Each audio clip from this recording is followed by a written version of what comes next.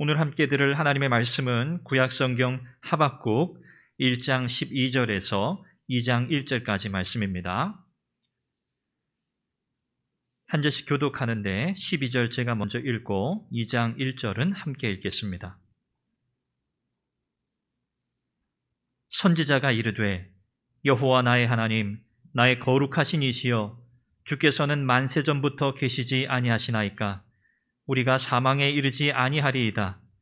여호와여 주께서 심판하기 위하여 그들을 두셨나이다. 반석이시여 주께서 경계하기 위하여 그들을 세우셨나이다. 주께서는 눈이 정결하심으로 악을 참아 보지 못하시며 패역을 참아 보지 못하시거늘 어찌하여 거짓된 자들을 방관하시며 악인이 자기보다 의로운 사람을 삼키는데도 잠잠하시나이까. 주께서 어찌하여 사람을 바다의 고기 같게 하시며 다스리는 자 없는 벌레 같게 하시나이까. 그가 낚시로 모두 낚으며 그물로 잡으며 투망으로 모으고 그리고는 기뻐하고 즐거워하여 그물에 제사하며 투망 앞에 분향하오니 이는 그것을 힘입어 소득이 풍부하고 먹을 것이 풍성하게 됨이니이다. 그가 그물을 떨고는 계속하여 여러 나라를 무자비하게 멸망시키시는 것이 옳으니까. 내가 내 파수하는 곳에 서며 성루에 서리라. 그가 내게 무엇이라 말씀하실는지 기다리고 바라보며 나의 질문에 대하여 어떻게 대답하실는지 보리라 하였더니. 아멘. 신앙생활하면서 저와 여러분들에게는 확신이 있습니다. 어떤 확신이냐면 하나님께서 우리를 돌보시고 인도하신다는 확신입니다. 이 믿음이 우리에게 있기 때문에 위로가 되고 또 위안이 되는 것이죠.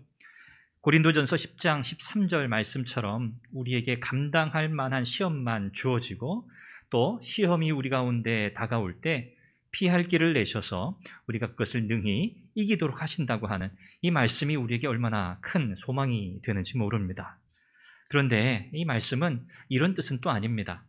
우리가 감당할 수 있는 그 이상의 어려움과 혹은 나쁜 일이나 시험이 결코 일어나지 않는다는 말씀은 또 아닙니다.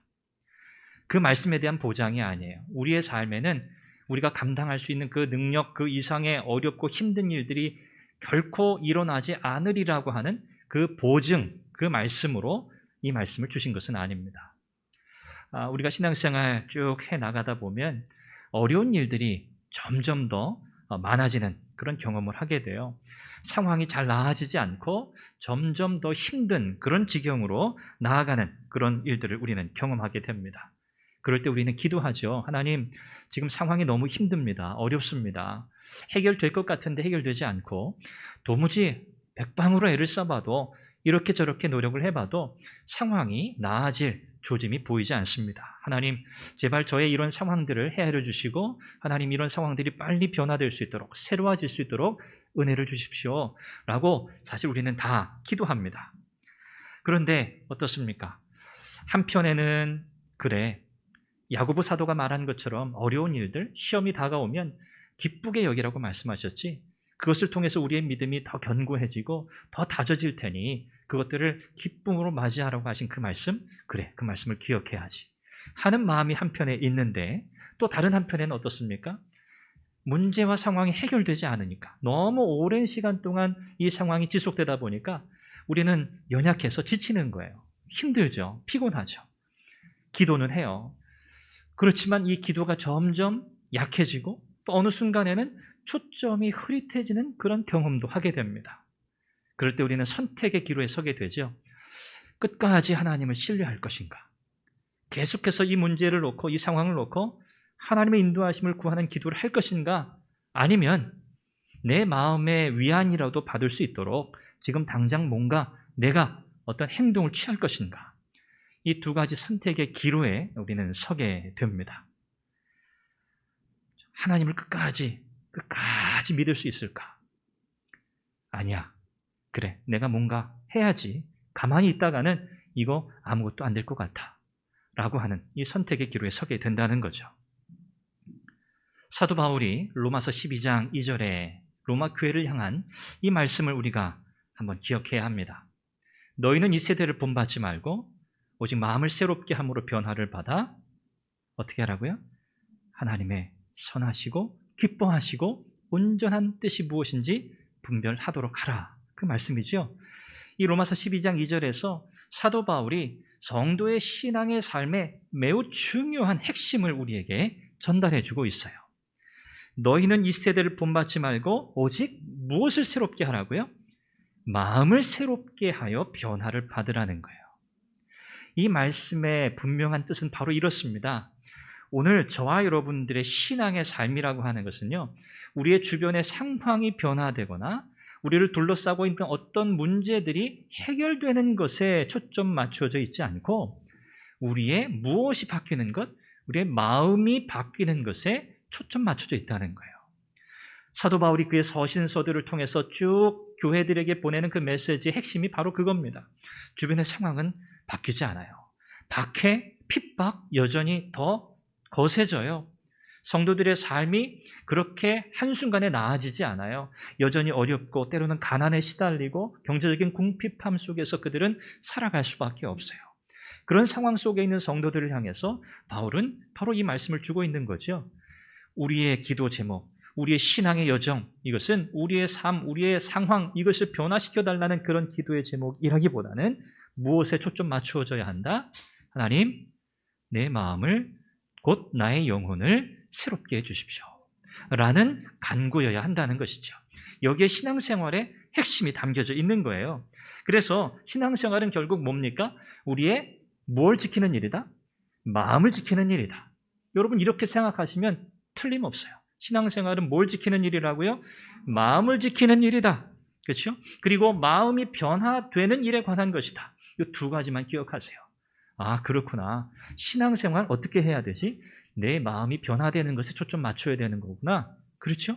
우리의 마음이 제일 중요한 거예요. 우리 안에서 하나님께서 행하시고자 하는 그분의 계획, 우리는 하나님의 그 계획을 늘 이야기하죠. 하나님, 내 인생을 향한 하나님의 계획이 있는 줄 믿어요? 또 우리 교회를 향한 하나님의 계획이 있는 줄 믿어요? 우리는 이렇게 고백하고 그렇게 기도하죠. 우리를 향하신 하나님의 계획이 뭘까 하는 거예요. 여러분, 어떻게 생각하십니까? 우리를 향한, 우리 인생을 향한, 또 우리 교회를 향한 하나님의 계획이 무엇일까요? 저는 분명하게 여기에 있다고 믿어요. 하나님께서 말씀하신 것처럼 우리의 마음이 새로워지는 일이고요. 우리의 사고방식이 변화되는 거예요. 그렇죠?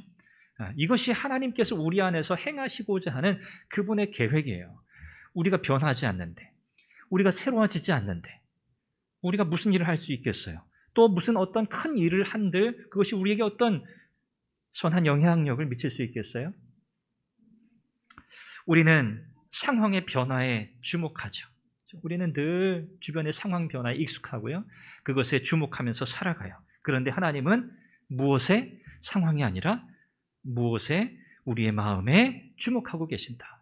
우리의 속사람이 어떻게 새로워지는가? 우리의 속사람이 어떻게 변화되고 있는가에 우리 하나님의 관심이 있다는 사실을 기억하십시오.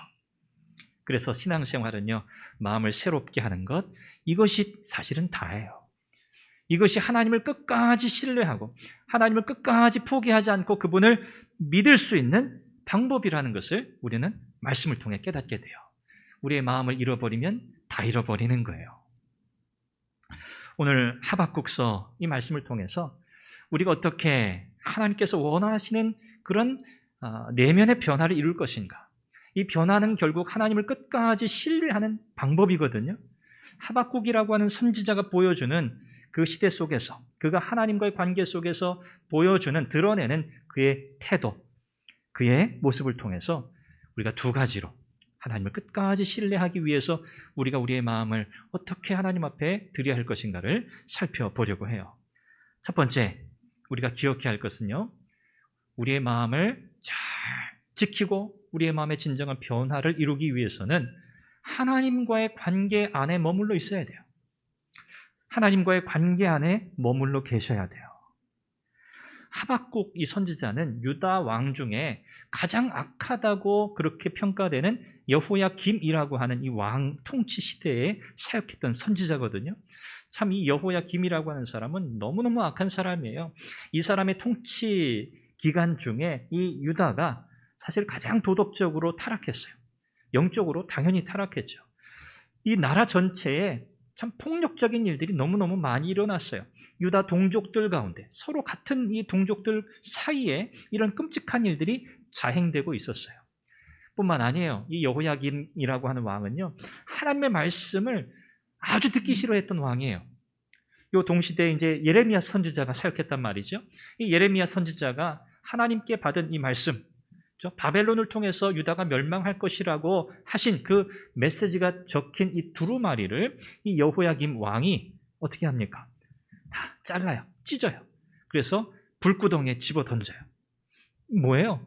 하나님의 말씀 듣는 거 아무 관심이 없다는 거예요. 하나님이 도대체 무슨 말씀을 하시든 난 상관없다는 거죠. 이렇게 악했던 왕이 여호야김이라고 하는 왕이에요. 이런 시대 상황 속에서 이 하박국이라고 하는 이 선지자, 이 하박국이라고 하는 선지자는 참 경건한 선지자였어요. 하나님의 그 뜻을 늘 헤아리려고 애썼고 하나님의 인도하심에 늘 순종하며 살아왔던 그 선지자였습니다. 아마도 이 하박국 선지자는 나라를 위해서 얼마나 오래 기도했을까요? 이 시대적 상황 속에서 기도할 수밖에 없었겠죠. 하나님, 이 나라가 이래요. 지금 이렇게 어렵습니다.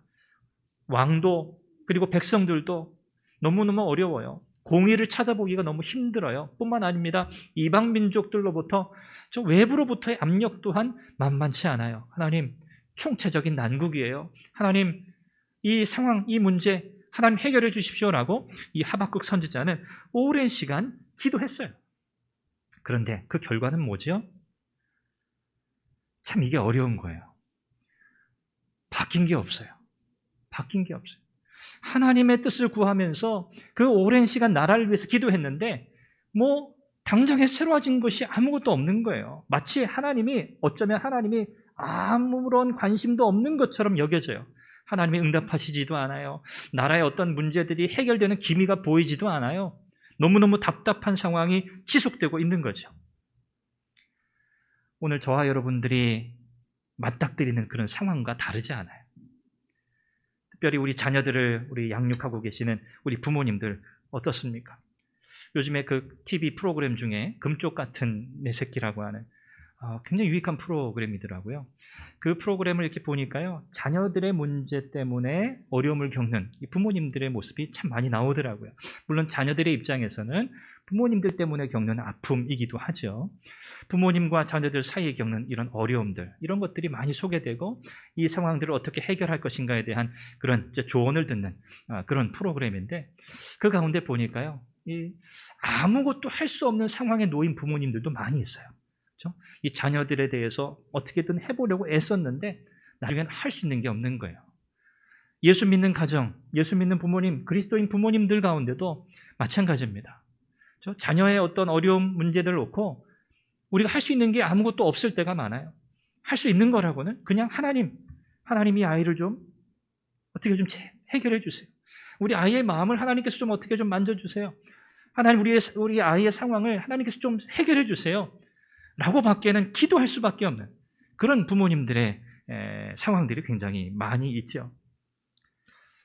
아마 이 하박국 선지자가 느꼈을 그런 심정이, 아마 이 부모가 자녀를 바라볼 때 아무것도 할 수 없는 그 상황, 하나님께 밖에 의지할 데가 없는 아마 그런 상황, 그런 심정이 아니었을까 생각이 돼요. 어려움, 고통, 그냥 짧게 지나가면 어떻게 보면 그냥 이길 수 있어요. 그런데 너무 오래되면 어때요? 버티기 힘들어요. 그냥 내려놓고 싶죠. 포기하고 싶어요. 그냥 그 상황이 해결됐든 해결되지 않았든 그냥 다 내려놓고 싶어요. 누구라도 좌절감을 맛보게 되어 있습니다. 이 하박국 선지자, 그도 역시 동일한 그런 감정들을 느꼈어요. 그러면서 1장 2절을 보면 이렇게 하나님 앞에 있는 힘을 다해서 부르짖어요. 뭐라고 부르짖냐면, 여호와여, 내가 부르짖어도 주께서 듣지 아니하시니 어느 때까지리까? 지금까지 하박국 선지자가 부르짖었다는 거예요? 안 짖었다는 거예요? 부르짖어 온 거예요. 하나님 앞에 지금까지 기도해 온 거예요. 너무너무 힘을 다해서 기도해 온 거예요. 그런데 하나님 어떻게 반응하신다고요? 듣지 아니하시니. 하박국 선지자가 생각할 때는 하나님이 자기의 기도를 듣지 않는다고 여겨지는 거예요. 하나님 언제까지 제 기도를 듣지 않으실 겁니까? 내가 강포로 말미암아 외쳐도 주께서 구원하지 아니하시나이다. 이 강포라고 하는 것은 굉장히 아주 폭력적인, 내 가족 혹은 내 친구, 내 동료까지도 해치는 그런 상황을 가리키는 단어예요. 강포라는 것이. 그러니까 이 유다 사회가 지금 거의 무너진 상태예요. 붕괴된 상황이에요. 도덕적으로, 윤리적으로. 이런 강포가 이 땅에 가득해서 하나님 제발 이 상황을 좀 해결해 달라고 내가 그렇게 부르짖었는데 하나님은 구원하지 않으셨어요. 하나님 이게 도대체 어떻게 된 일입니까? 라고 지금 하박국 선지자가 하나님께 항변하듯이 묻는 거예요. 이 상황을 이해할 수 없었기 때문이에요. 왜 하나님이 내 이 깊은 간구에 응답하지 않으시지? 왜 하나님께서 이와 같이 다 무너져가는 이 나라, 하나님의 백성이라고 택한 자들이라고 생각하는 이 백성을 위해 아무 일도 하지 않으시는가? 이해할 수 없는 거죠.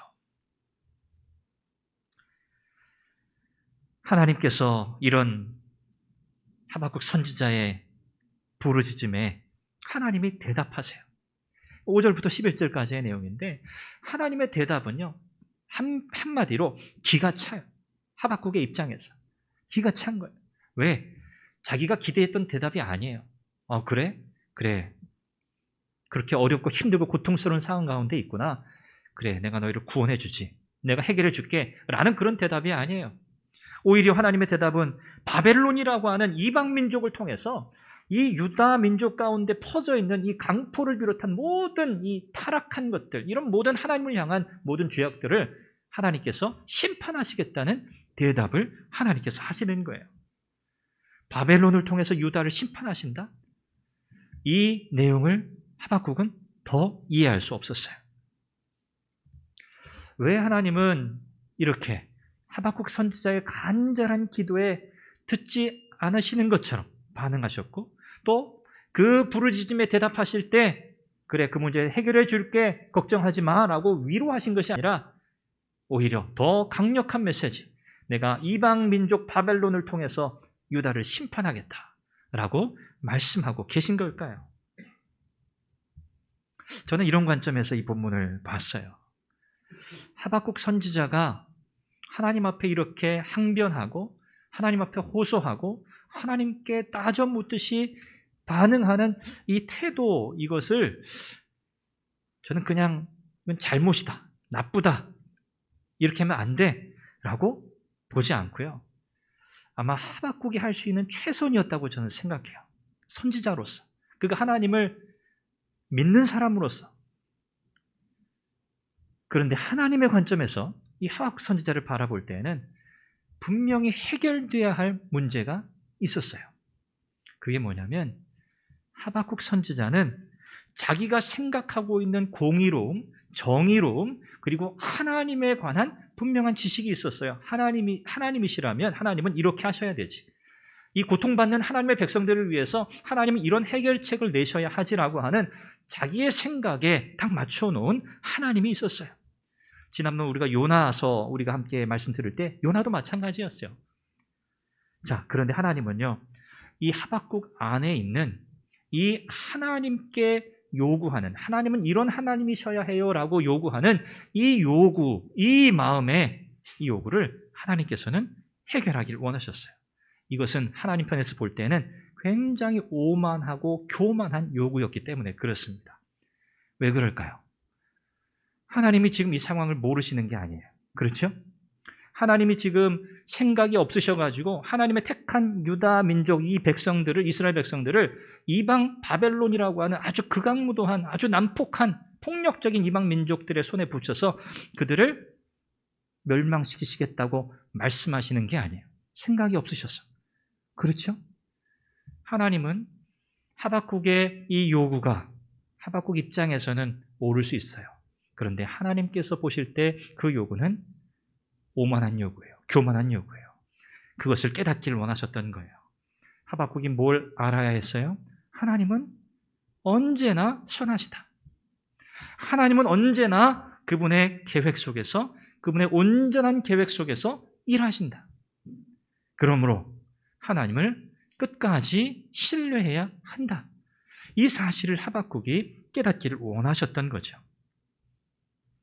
여러분, 요나와 한번 비교해 볼까요? 요나 어떻습니까? 자기가 이해할 수 없는 하나님을 만났잖아요. 니느웨 말도 안 되지. 원수, 그들이 하나님께서 용서하시는 그 은혜를 입게 된다고? 있을 수 없어. 그래서 어떻게 했습니까? 요나는 한마디도 없이, 하나님의 말씀에 한마디 대꾸도 없이 어떻게 했죠? 도망갔어요. 그런데 오늘 하박국 선지자, 사실 이제 이것이 오늘 굉장히 중요한 포인트예요. 하박국 선지자가 어떻게 행동했느냐? 요나는 도망갔어요. 이해할 수 없는 하나님을 만났을 때 자기 생각대로 그냥 뿌리치고 도망간 거죠. 그런데 하박국 선지자는 도망가지 않았어요. 이게 중요합니다. 하박국 선지자는 어떻게 했습니까? 끝까지 하나님과의 관계 속에 남아 있었어요. 무엇을 통해서? 끝까지 묻는 거예요. 하나님 앞에. 하나님, 나 이해할 수 없습니다. 하나님, 대답해 주세요. 하나님, 왜 이렇게 하시는 거죠? 하나님, 제가 이해할 수 있도록 하나님 제게 말씀해 주세요.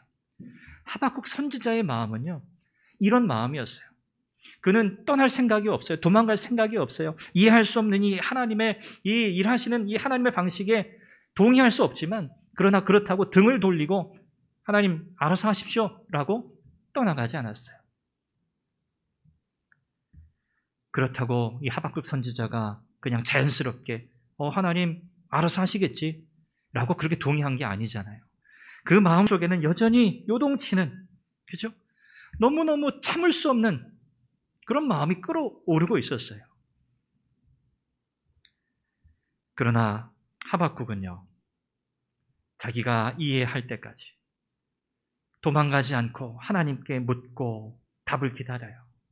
또 묻고 답을 기다려요. 뭡니까? 이해할 수 없는 하나님을 만났을 때 우리가 어떻게 해야 하는가 하는 거예요. 내 인생에서 일어나는 그 어렵고 힘든 이해할 수 없는 상황들 속에서 우리가 어떻게 하나님을 마주 대해야 하는가에 대한 중요한 사실을 우리에게 가르쳐줘요. 여러분, 상황을 피하는 것이 어떻게 생각하면 쉬울 수 있습니다.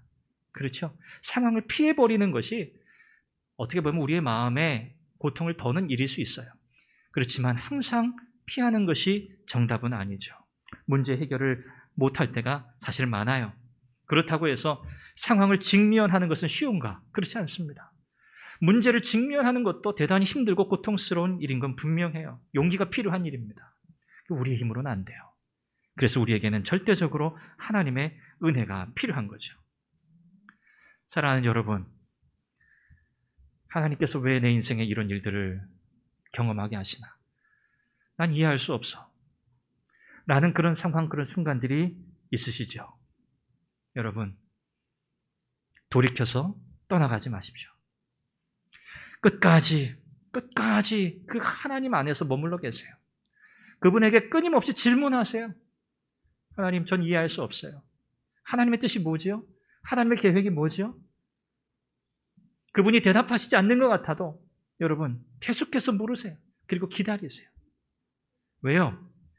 그분에게는 다 계획이 있어요. 하나님은 다 계획이 있어요. 그래서 여러분, 하나님과의 관계에서 떠나는 일은 결코 없어야 돼요.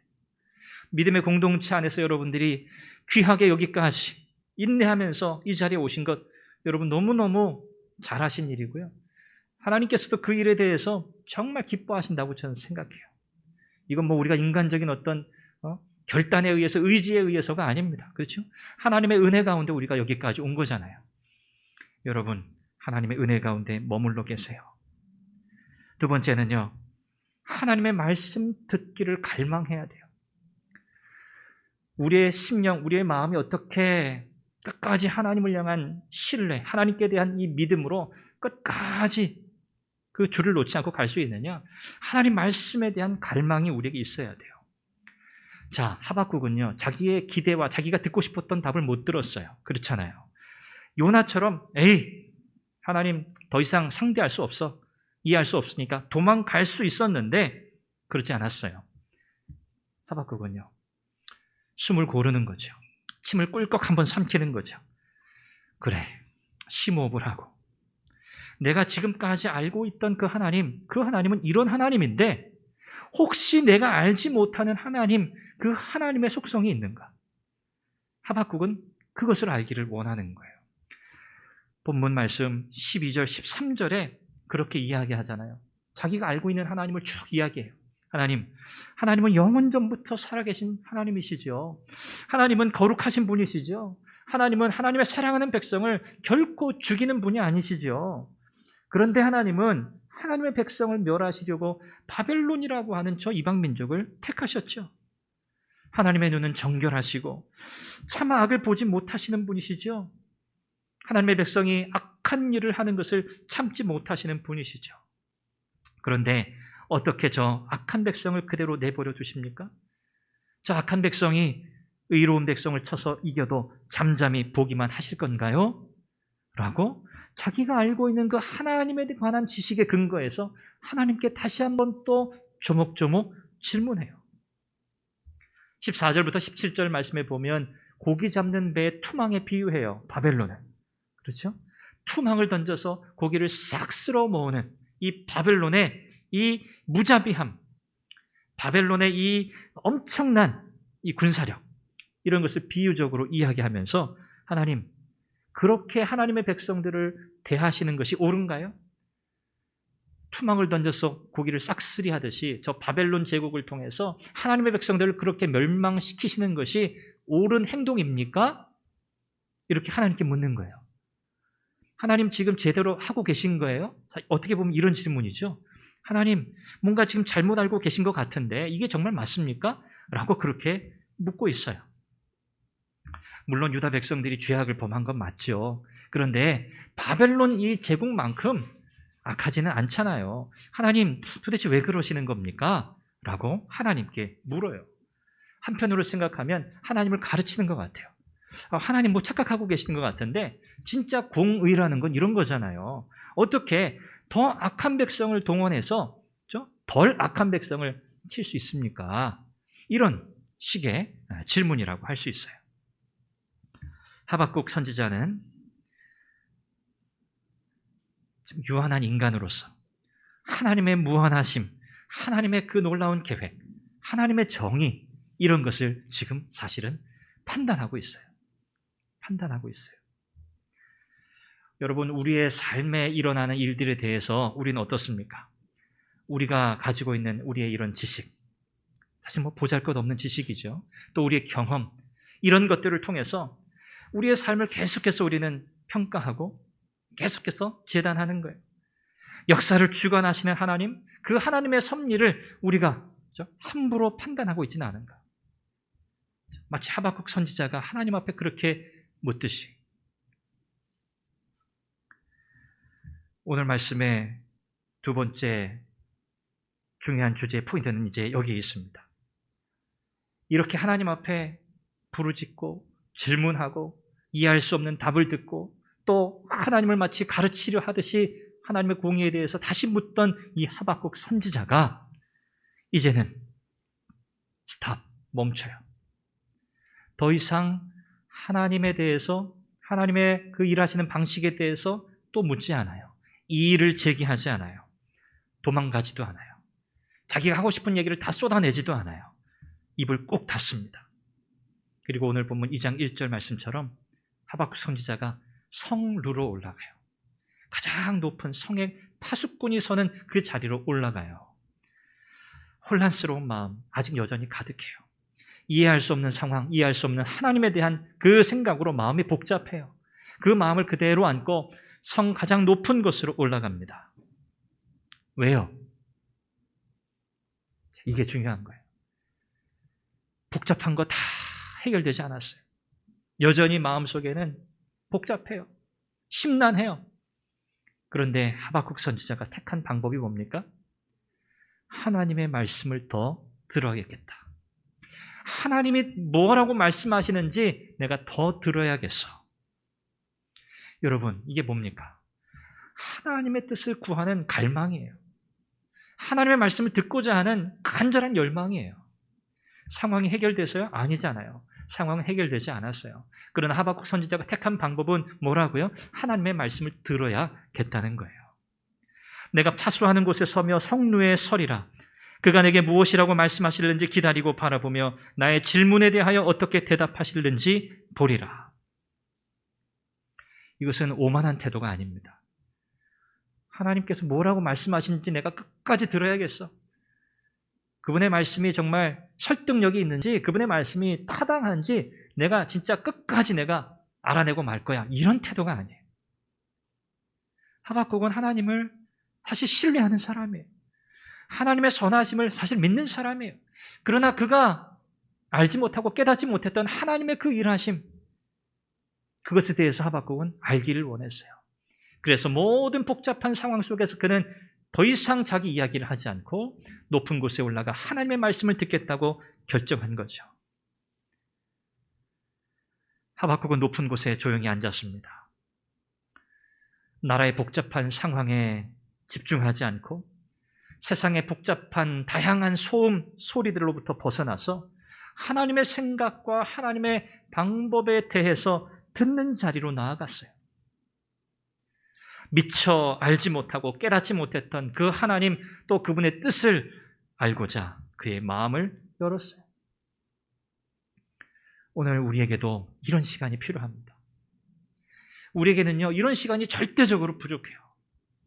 여러분, 여러분의 일상의 삶을 생각해 보십시오. 여러분 얼마나 분주하게 생활하세요. 여러분 정말 치열하게 생활하고 계시잖아요. 직장 생활, 또 우리 학생들은 학교, 공부, 학원, 여러 가지로 정말 여유 없이 살아가는 우리의 삶이잖아요. 이런 상황 속에서 여러분, 하나님의 말씀에 대한 갈망으로 그분의 말씀을 내가 들어야겠다. 나의 인생을 향한, 나의 삶을 향한 하나님의 말씀, 하나님의 메시지에 귀를 기울여야지 하고 여러분 가장 조용한 곳에서 어느 것에도 방해받지 않는 그 상황 속에서 여러분들이 하나님의 뜻을 구하고자 했던 그런 시간들이 여러분들에게 있으신가요? 우리는 너무너무 그런 시간이 부족해요. 정작 들어야 할 하나님의 말씀에 귀 기울이지 못하는 우리의 현실이죠. 하나님은 오늘 이 하박국 선지자의 외침과 부르짖음과 그의 질문 속에서 오늘 우리의 모습을 보게 하시고요. 우리는 똑같은 상황 속에서 우리가 하나님 앞에 어떻게 그분에 대한 신뢰, 하나님께 대한 믿음을 잃지 않고 끝까지 우리의 마음을 붙들고 갈 수 있을 것인가? 그것에 대한 이 답을 말씀을 통해서 찾아보게 됩니다. 하나님과의 관계 안에서 떠나는 일은 결코 없어야 하고요.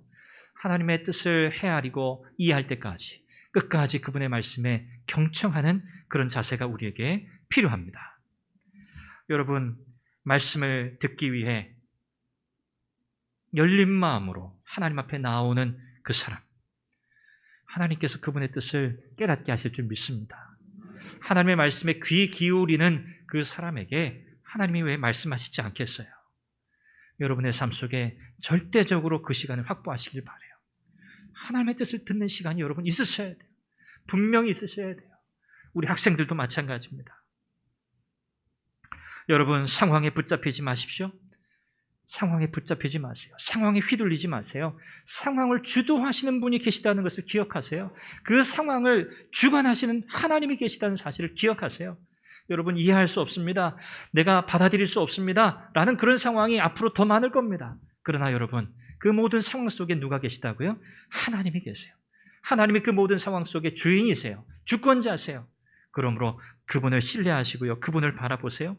그리고 그분의 말씀에 집중하시길 바라요. 다른 길이 없어요. 다른 방법이 없어요. 사람의 조언도 권면도 이야기도 유익할 때 있죠. 그러나 궁극적인 해결책이 아닙니다. 여러분, 하나님의 말씀에 집중하시기 바랍니다. 하나님께서 여러분의 삶 속에 역사하고 계심을 의심하지 마십시오. 하나님께서 우리 선한교회에 그렇게 은혜를 베풀어 주시고 끝까지 이 말씀 붙들고 믿음으로 승리하게 하실 줄 믿습니다. 기도하겠습니다. 우리 한번 같이 기도하죠. 어렵고 힘든 상황 속에 우리는 다 살아가고 있습니다.